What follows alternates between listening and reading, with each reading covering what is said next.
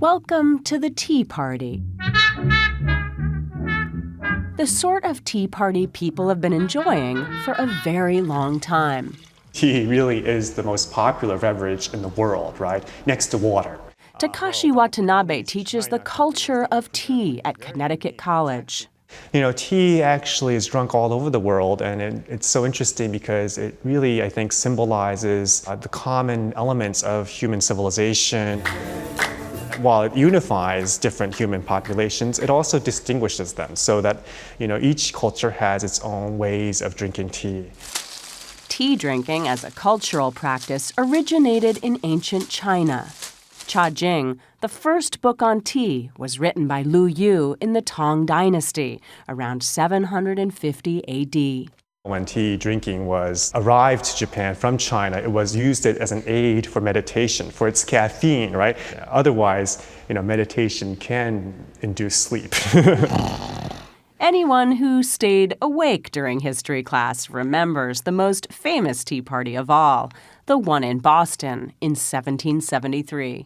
Tea was so popular that it was a convenient vehicle to tax on the part of the British. On the evening of December 16th, a group of angry colonists disguised as Native Americans boarded 3 cargo ships and dumped the tea overboard. The rest, as they say, is history. After that, there was more and more people getting into the tea business. Michael Harney's father started Harney & Sons, makers of fine teas. At A&P actually is the Great Atlantic and Pacific Tea Company. They got into the tea business and then they broadened into groceries. Same thing with Lipton. He actually was a grocer in Scotland and then got into the tea business.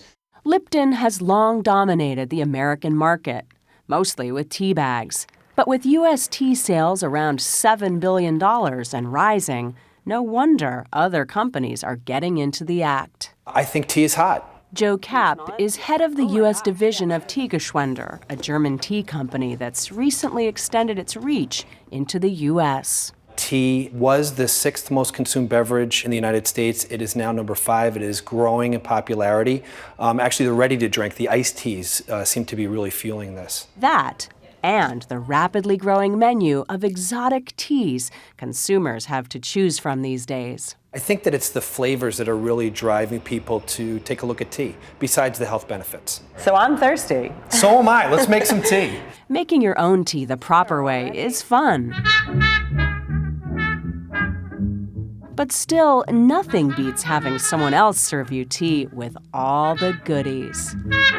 The English have a wonderful expression. They say, tea tames tears and thirst.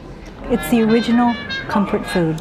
We met up with afternoon tea expert Elizabeth Knight for some tips on tea time. And this is about pampering quite a bit. It's taking a minute, have some sweets and sandwiches. And the whole rest of the world can wait. 1 hour, it can wait. You could rush it, but why would you? It's a real treat.